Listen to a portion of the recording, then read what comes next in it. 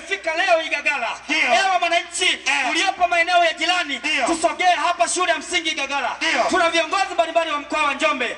Akiwemo mwenyekiti wa Yanga mkoa wa Njombe, mwenyekiti wa Yanga Mtwango, mwenyekiti wa Yanga Makambako, mratibu wa matawi yote ya Yanga mkoa wa Njombe. Sambamba na waandishi wa habari wako hapa. Ewe wananchi tusogee hapa eneo la shule ya msingi Igagala. Mambo ni moto. Usachia twende kwao. Imefika hapa.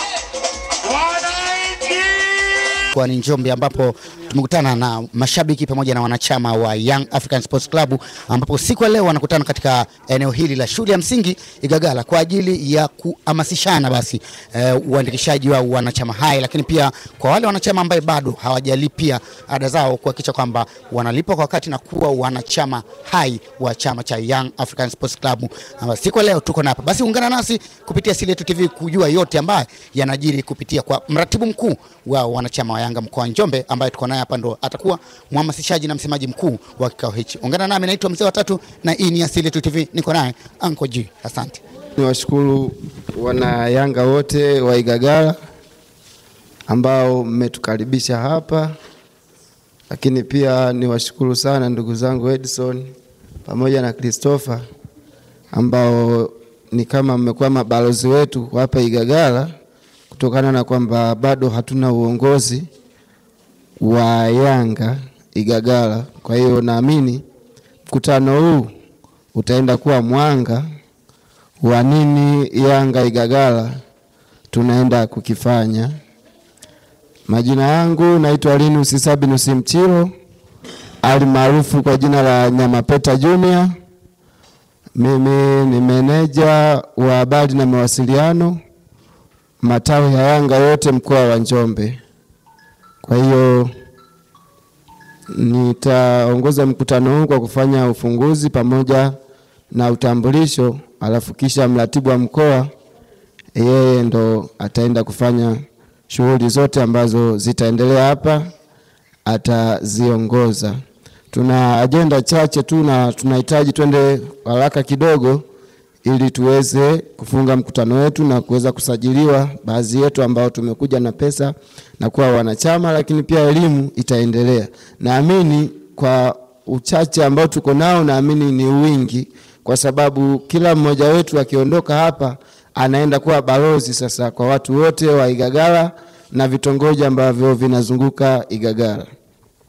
Agenda kubwa ambazo tuko nazo ni kufungua mkutano, utafuata utambulisho, lakini baada ya utambulisho utafanyika uchaguzi mdogo wa kupata viongozi wa muda wa hapa Igagala ambao wao watakuwa wakiratibu shughuli zote za Yanga Igagala na vitongoji vyake.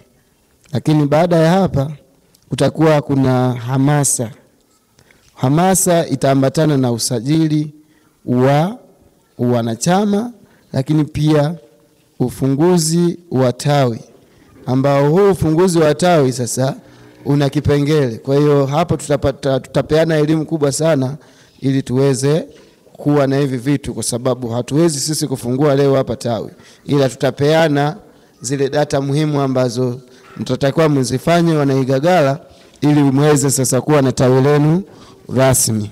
Lakini baada ya hapo kuna matukio ya Yanga ambayo huwa yanafanyika mara kwa mara, pia tutapewa elimu, lakini pia kutakuwa kuna mengineyo sasa. Kwa hiyo inawezekana kuna mtu ana maswali hapa au ana dukuduku, kipindi ambacho tunafanya mambo mengine yote hakutakuwa na nafasi za kuulizana maswali, lakini kutakuwa na mengineyo sasa. Ndio hapo kila mtu ataruhusiwa kunyosha mkono na kuzungumza hayo mengineyo. Lakini pia baada ya mengineyo tutakuwa tunafunga mkutano wetu. Kwa hiyo naomba nimteue, na natamani sana awe mwana Igagala mmoja wapo aweze kutufungulia mkutano wetu kwa ibada. Nikombe mzee wangu hapo uweze kutufungulia kwa ibada fupi ili tuanze mkutano wetu. Tuko duniani kwa sababu wewe ndio uliyetuumba na kila jambo linalofanyika ni muumbaji wako. Tuna kikao hapa kwa ajili ya klabu yetu ya Yanga Kwa hiyo tunaomba Mungu, lolote linalozungumzwa hapa zinahitajika baraka zako. Kwa jina la mwanao Yesu Kristo tunaomba na kuamini. Amen.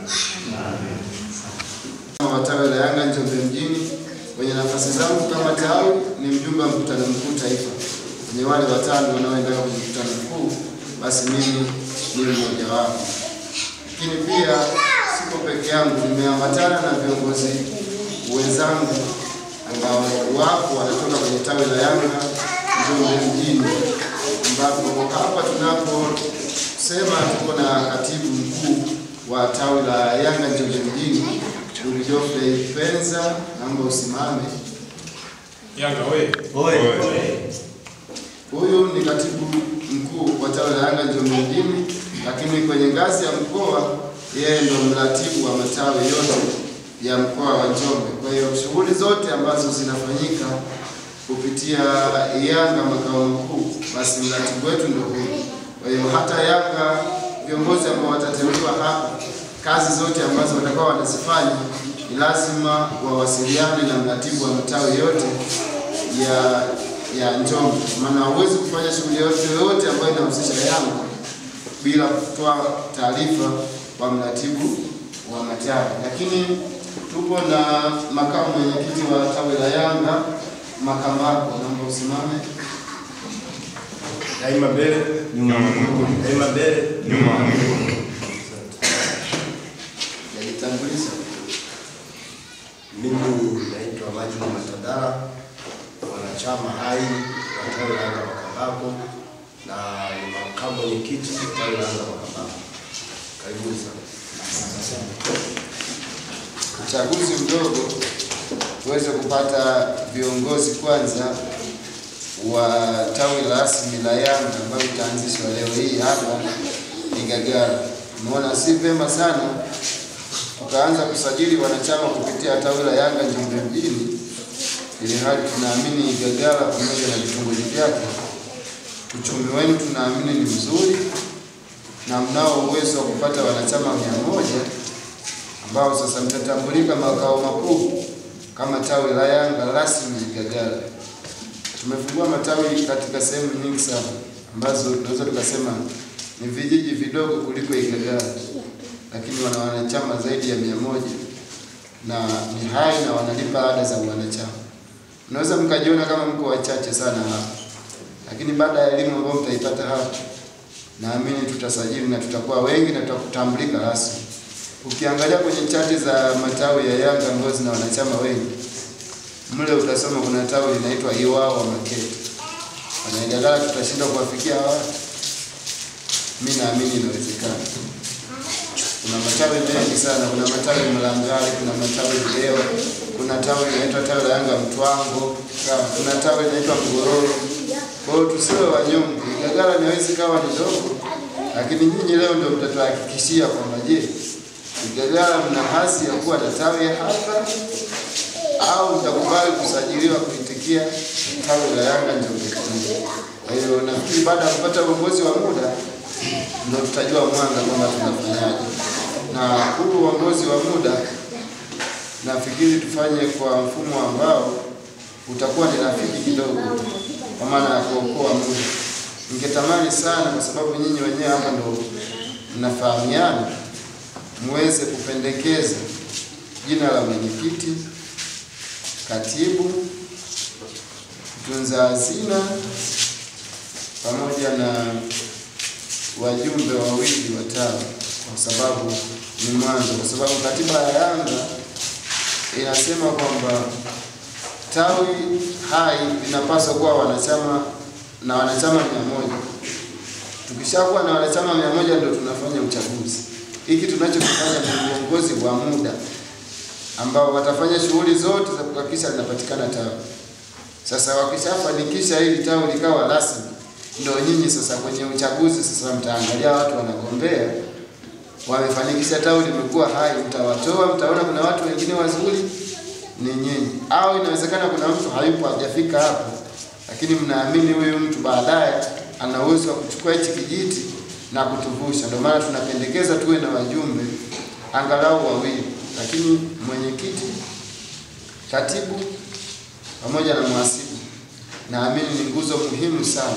Baadaye tutakuwa na makamu mwenyekiti, makamu katibu, kama katiba ambavyo inasema, lakini kwa sasa hivi natamani tuwe na muundo wa aina hiyo. Lakini asili ya habari, viongozi hao lazima muwe na mtu wa mteue kamati ya hamasa wenyewe ambayo itakuwa inafanya kazi na uongozi ili muwe na tawi kwa uharaka zaidi, kwa sababu huu ni mwezi wa 4 ndio umeanza. Mwezi wa 6 Yanga tunakuwa na mkutano mkuu taifa ambao wajumbe 5 kila tawi waga wanaenda kufanya mkutano mkuu kule Dar es Salaam. Kwa hiyo endapo mtakuwa na spidi ya uharaka, naweza mkashangaa mnafikisha wanachama 100 ndani ya miezi miwili, mkana wawakilishi sasa ambao utawasemea nyinyi wanaigagala mnataka nini. Kama mlifuatilia kwenye mitandao wiki 2 zilizopita, tulikuwa pale Mtwango, tulitoa tamko la Yanga mkoa wa Njombe kuhusiana na dabi. Nini sisi wana Yanga Njombe ambacho tunawaambia viongozi wetu. Yaani ukishakuwa mwanachama unawaamuru wale viongozi ambao tumewateua kwamba sisi tunataka hatuchezi mechi au tunacheza. Kwa hiyo ukishakuwa mwanachama unakuwa na mamlaka hayo ya kuwaambia viongozi kwamba Yanga yetu tunataka iwe ya muundo upi. Kwa hiyo spidi yenu hapa Igagala ndio itawafanya sasa tu muwe na uwakilishi wa wanachama, msipitie kupitia mkoani peke yake. Mimi naamini hapa mko wengi na mnaweza mkafanikisha jambo. Kwa hiyo niombe kwanza, kuna watu wawili hapa tunawafahamu sana kwa sababu tumewasafiri nao kwenye safari mara kaza wa kazi. Kwa hiyo ningeomba yani kwenye uteuzi yani kwenye kupendekeza hawa wasiwepo kwanza.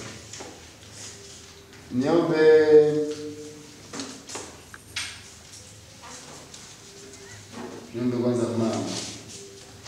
Na mimi wanawake wana maono sana ya mbali. Pendekeza majina kwanza mawili ya watu ambao wanaweza kuwa viongozi wetu kwenye nafasi ya mwenyekiti. Sasa naomba nipelekee majina kama haya.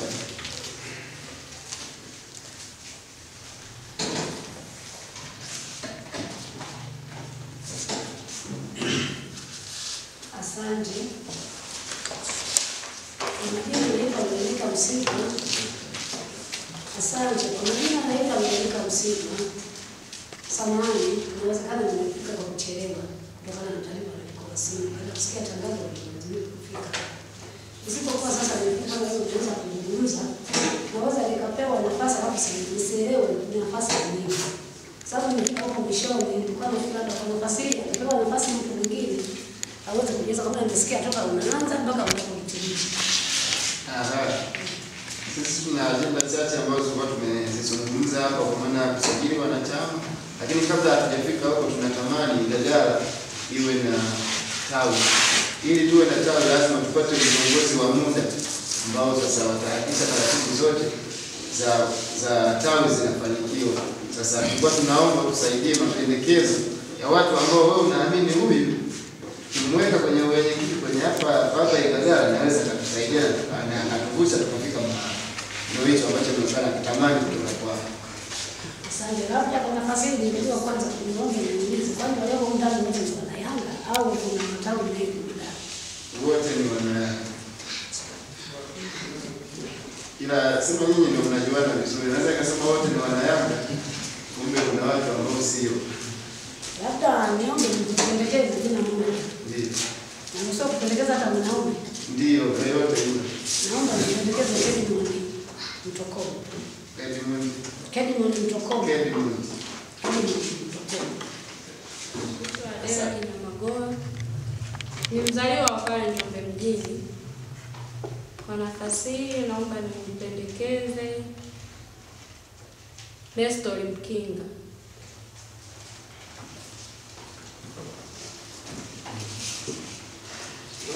Kwa hiyo blaza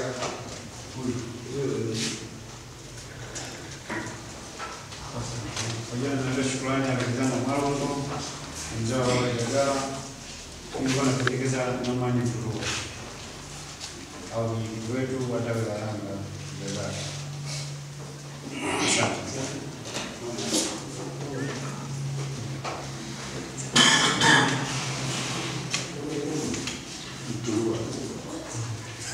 Samahani. nafikiri kwa jina la mwisho hilo nililotaja mimi. Mimi hapa ni mwenyekiti wa kata, ninaendesha itikadi sasa hivi ya jambo yote. Kwa kiasi hicho ninashukuru kwa kutajwa, lakini niombe nafasi hiyo ili hawa wawili tuliowapendekeza tuweze kuwapigia kura. Unaamini wanao uwezo? Wana uwezo mkubwa sana, ila tu kasoro Nestor Mkinga usijamjua jamaa. Wewe kwanza waliopendekeza wote wasimame.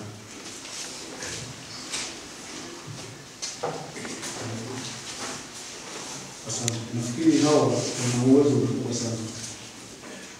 Wana uwezo mkubwa sana. Lakini na samahani, naweza nikawa mashabiki wa Yanga nikawa labda niko kinyume na mawazo yenu. Nafikiri ndugu wageni wetu hawa walioko hawa mliowateua hawa waliopendekezwa na wanachama na mashabiki wa Yanga tawi hili linalotarajia kwa Yanga, nafikiri yule pale namtambua, anafaa sana kuwa mhasibu, sio mwenyekiti. Kama sio mhasibu basi katibu. Anafaa sana kwa sababu ni mwalimu wetu hapa, tunamfahamu. Huyu hapa anafaa sana kuwa mwenyekiti wa tawi letu tunalotarajia kwenda kulianzisha hapa Igagala. Lakini apatikane katibu. Mimi ninapendekeza pamoja na ushauri, napendekeza hawa wenzetu waliokuwa wanashiriki mara mawazo yote yanayopita Dar es Salaam na nini na vikao vingine wameshiriki mpaka Mtwara, kati yao mmoja ni lazima awe yupo, kwa sababu atakuwa anajua kule walikuwa wanazungumza nini. Kwa hiyo anaulianisha na tunapotaka kuanzisha jambo. Asante.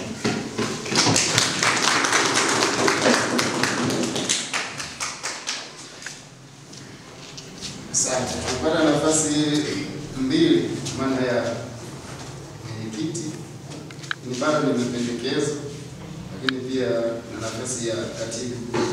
Natamani sana pendekeze pia watu wawili kwenye nafasi ya ukatibu.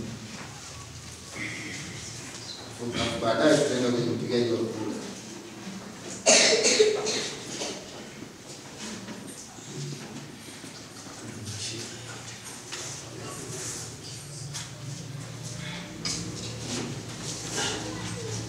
Labda ushauri huu hapa tunasema ni uchaguzi wa viongozi wa mtaa, sio wa mtu.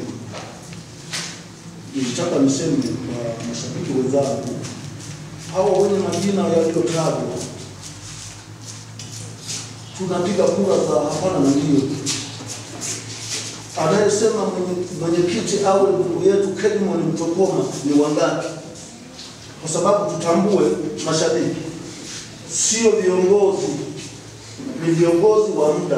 Tutakapokuwa tumekamilisha tawi, tumefikia zaidi ya 100, hawa viongozi wanakuja na katiba zao zinazoelekeza uchaguzi ambao utakuwa ni uchaguzi hai. Kwa hiyo hiki kitu kisitusumbue sana muda. Kwa mawazo yangu, kama na mashabiki wenzangu wanakubaliana, basi meza tusaidie. Anayesema awe mwenyekiti Kedmon na nani tunanyosha, anayesema mwenyekiti Kedmon asiwepo tunanyosha.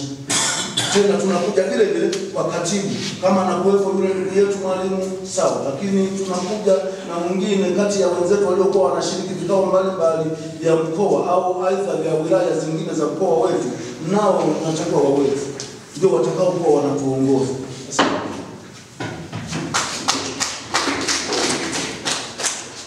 Shukuru sana mzee wangu kwa mawazo mazuri, na naamini wanaigagala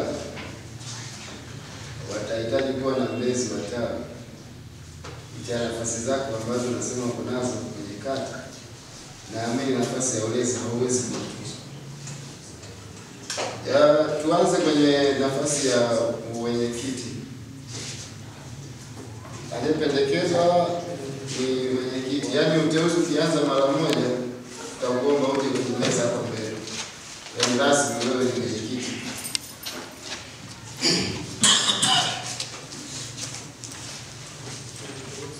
Twende kwenye nafasi inayofuata ya katibu.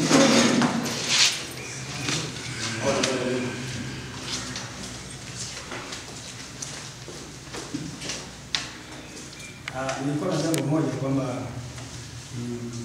mimi ni mwalimu hapa hii shule ya msingi.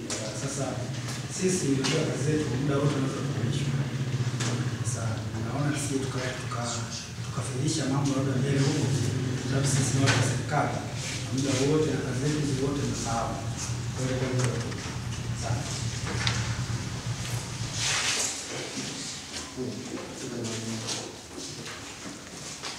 Asante kwa kupewa nafasi kwa mara nyingine. Nafikiri ndugu yetu mwalimu, hicho kitu tunakitambua.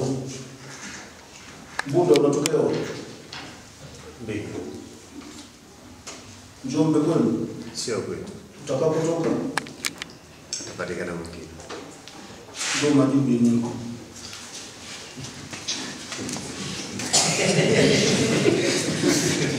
Ndio waambia wanakaa leo bahati sana. Kuna watu wana maono ya mbali. Labda kwa kumunga mkono mzee wangu pale Mtwango palikuwa na katibu ambaye alikuwa ni mtumishi mwalimu wa sekondari pale Mtwango. Alifanya kazi kubwa sana ya kuhakikisha Mtwango walikuwa moto sana pale Mtwango. Yaani mpaka sasa hivi tukizungumza Yanga Njombe, Mtwango ndio waliozalisha matawi yote ya Njombe kupitia kwa yule mwalimu akishirikiana na mwenyekiti Hans Wacha. Lakini mpaka sasa hivi yule mwalimu pale amehamishwa, lakini wote bado tunamkumbuka. Kwa maana tunamtolea mfano.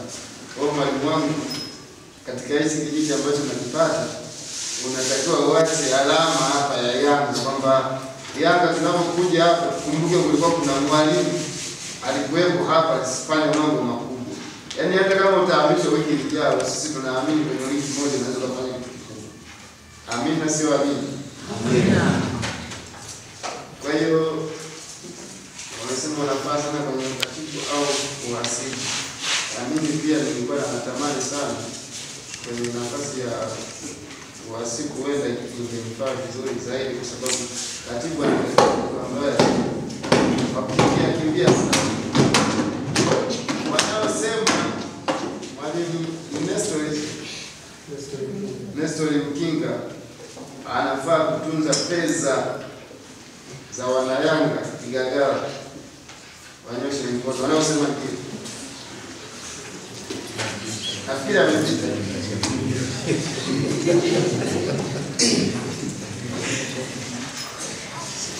Kwenye nafasi ya ukatibu natamani niwasaidie kitu kimoja. Mimi naitwa Geoffrey Rupenza, ni mratibu wa Yanga mkoa wa Njombe. Kwanza nipende kushukuru kwa kuwepo katika maeneo haya. Nilikuwa sijafikiria, lakini leo hii nimefika. Lakini kwa nafasi ya pekee ni kushukuru ndugu yangu Edison pamoja na Christopher, mmetufanya leo tufike hapa. Lakini pia niwashukuru nyinyi wote kwa kuitika wito wa kufika hapa. Naamini mmeitana, mmefanya jambo hadi mmeweza kufanya PA matangazo ya hadharani, hadi leo hii mmejikusanya na mko hapa.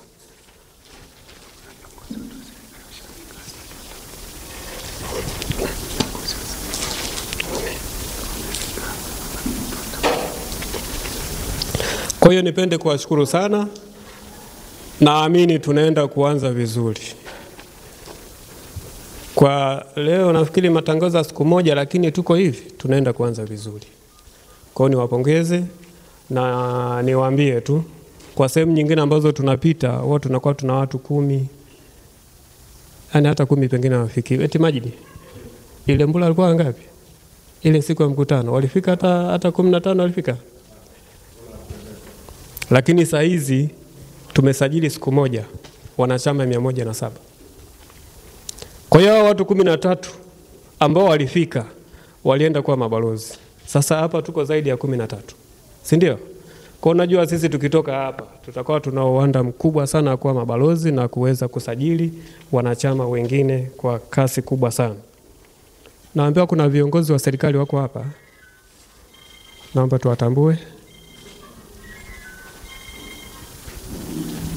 Karibu, mjitambulishe.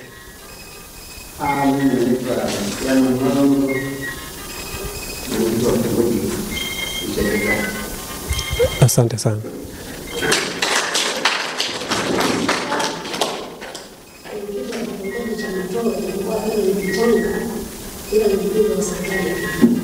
Asante sana. Lakini pia tuna katibu wa chama. Okay, ni kiongozi mkubwa. Kwa hiyo ndugu yangu, tuna viongozi wakubwa katika ndio. Karibu. Karibu tukutambue. Asante. Mimi ni mwenyekiti kitongoji cha Igerango Saluni. Okay. Tuna watu wazito. Si ndio? Katika eneo letu tuna watu ambao ni kiungo kikubwa sana. Nikupongeze sana ndugu yangu ni mwenyekiti ambao aliomba kibali. Tuongea na nani? Mwenyekiti wa kitongoji. Nikushukuru kwa kuweza kutupa ruhusa ya kuweza kufanya mkutano wetu katika eneo lako. Kwa hiyo tunashukuru sana kwa hilo. Lakini naamini wewe ni mwananchi, uliona ni jambo jema, ukasema hapana, lazima tulifanye. Mimi nimesimama hapa kwa ajili ya hamasa, usajili na elimu kuhusu ufunguzi wa tawi. Naomba nianze kusema kuwa Yanga inaendeshwa na katiba hii hapa. Kila kitu ambacho mnaona kinafanyika kwenye taasisi ya Yanga kipo hapa. Sawa jamani? Kwa hiyo hata eneo lolote wanapohitaji kufungua tawi, cha kwanza unaponunua kitabu cha usajili lazima ununue na hii katiba. Kwa hiyo unakuwa na vitu viwili. Unakuwa na kitabu cha usajili pamoja na katiba. Matawi yote mnayoyaona ya Yanga hayana katiba.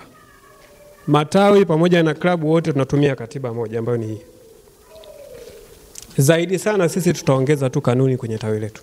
Lakini katiba ambayo tunaitumia ni katiba hii, katiba moja. Kwa hiyo tukifanikiwa kuwa na tawi lazima tuwe tuna katiba. Inauzwa shilingi 10,000 tu hii katiba. Shilingi 10,000 na kitabu kinauzwa 30,000. Kwa hiyo ukiwa na 40,000 unapata kitabu pamoja na hii katiba. Tunapozungumzia kitabu, tunazungumzia kitabu cha usajili wa wanachama. Mwanachama wa Yanga unaposajiliwa kwenye tawi lazima kuwe kuna kitabu ambacho tunaandika taarifa zote za mtu anayehitaji kujisajili. Na taarifa hizo zinatumwa moja kwa moja makao makuu kwa ajili ya kuweza kutoa kadi yako ya wanachama. Gharama za usajili. Leo mimi nitawapa ofa. Ambao watakuwa tayari kujisajili leo nitawapa ofa. Sawa jamani? Leo mimi nitawapa ofa. Ambao watakuwa tayari kujisajili leo nitampa ofa. Gharama ya kujisajili endapo tunahitaji kuwa na tawi, gharama ni 31,000. Mchanganuo wake 24,000 ni kwa ajili ya ada ya wanachama. Shilingi 5,000 ni kwa ajili ya gharama ya kadi, na shilingi 2,000 ni gharama ya ile fomu ambayo unatumia kwa ajili ya usajili. Lakini hiyo shilingi 2,000 inabaki kwenye tawi, sisi hatuchukui. Mnanielewa? Kitabu si mmenunua nyinyi? Kwa hela zenu. Kwa hiyo ile shilingi 2,000 inabaki kwenu kama tawi. Inabaki kwenye ofisi. Ila shilingi 29,000 inaenda Yanga moja kwa moja, ambapo 24,000 ni kwa ajili ya ada, shilingi 5,000 ni kwa ajili ya kadi. Tupo sawa? Mmenielewa? Mimi natoa ofa leo ambayo yuko tayari leo kujisajili na msajili kwa 29,000. Sawa? Leo natoa ofa 29,000 na kusajili. Lakini tukija kwenye utaratibu sasa wa kufungua tawi. Hapa ndo kwenye kazi nzito hapa. Lakini mwenyekiti, Sina shaka na watu wa Igagala. Hapo Igagala ni kubwa. Wala hawa wasikutia pressure. Sina shaka. Naamini tu kijiji cha Igagala tu hapa unapata wanachama 100 kwa muda mchache sana. Utaratibu uko hivi. Ili tawi litambulike na makao makuu, lazima tuwe tuna wanachama kuanzia 100 ambao wako hai. Tunaelewana hapo? Lazima tuwe tuna wanachama 100 ambao wako hai. Tukiwa tuna wanachama 100 kuendelea, kuanzia 100 kuendelea hadi 500, tunapata idhibati ambayo itatutambulisha sisi kama tawi la Igagala kuwa ni tawi hai. Na hiyo idhibati sitoi mimi, inatoka Yanga. Imesainiwa na mtendaji mkuu wa klabu. Kwa matawi yote ambayo mnayaona yapo na mnasikia, hayo matawi yana idhibati iliyotoka Yanga. Kwa hiyo ni cheti cha utambulisho ambacho kinatambulisha tawi husika. Kwa mfano, niwekee mfano labda tawi la Makambako lina wanachama zaidi ya 300. Lina wanachama hai hadi saizi 200 na zaidi. Ni tawi hai. Wana cheti cha idhibati. Sawa? Tunaenda sawa? Tunaenda sawa? Kwa hiyo sasa ni sisi kuweza kujikusanya, kujiorganize. Kwa sisi tunaweza tukafika 100 leo au kesho, tukawasajili, tukapata tawi. Lakini kama sisi tunaona kufika 100 kwa muda wa siku labda wa wiki moja ni ngumu, tunaweza tukawasajili kupitia tawi la Yanga Njombe mjini.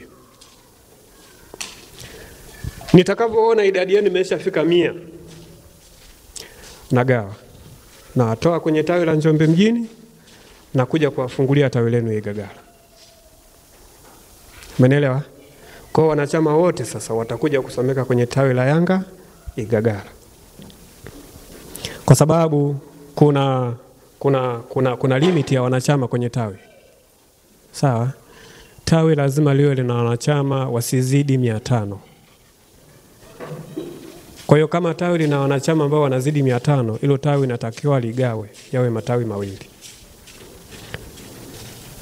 Lakini mkifika nyinyi 100, mimi sitasubiri wafike Njombe 500, kwa sababu mna uhitaji wa tawi na kuna ofa za tawi. Nitawaletea tawi hapa. Wale ambao wamejisajili wote nitawarudisha Igagala. Tutaanzisha utaratibu wa tawi hapa, tutaleta viongozi watakuja kufungua tawi. Sawa jamani? Nitawaletea Alikamwe hapa. Muone joto lake. Sawa? Muone joto lake hapa. Si ndio? Atapiga mbio hapa ndani ya masaa 2 tu, naamini pengine hata ukumbi wa kutosha eneo hilo unaweza siwepo. Si ndio? Kwa hiyo ni nyinyi sasa namna gani mnaweza kujiunganisha. Kwa hiyo niombe viongozi, mwenyekiti, katibu ni mtendaji mkuu. Katibu ndo kila kitu. Sawa jamani? Edison Kaogo.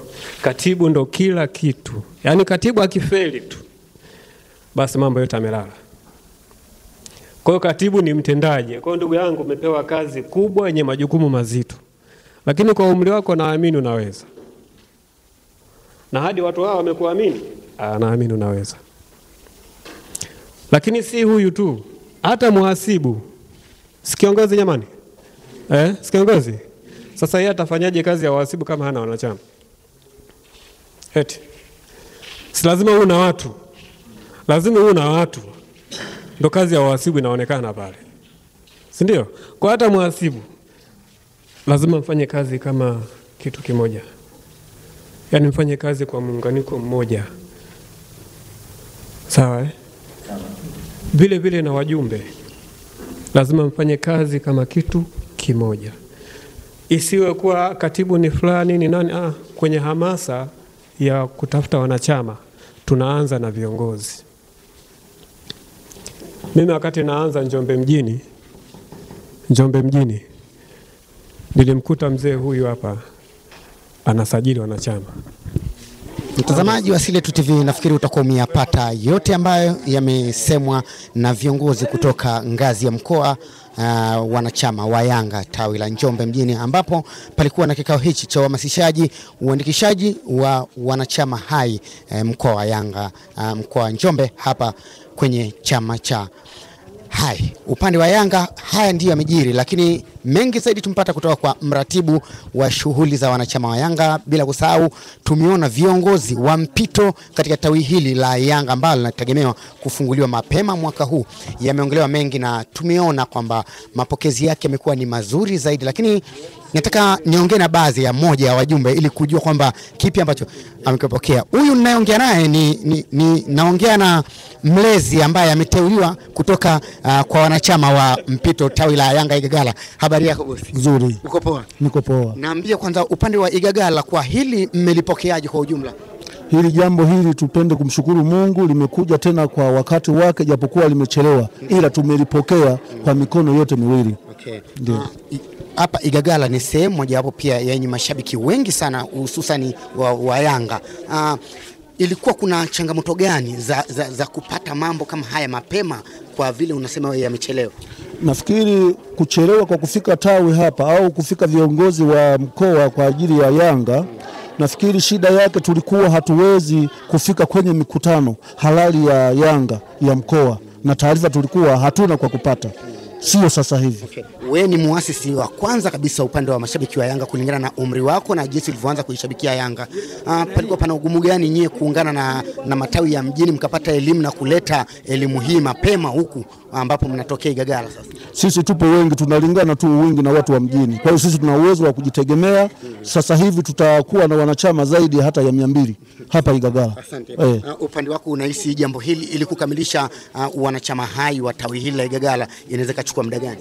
Tawi hili kwa vile tumeanzisha mapema hivi na kwa muda mzuri, nafikiri kipindi cha dakika tarehe siku 45 zinakuwa zimeshafikisha wanachama zaidi ya 100.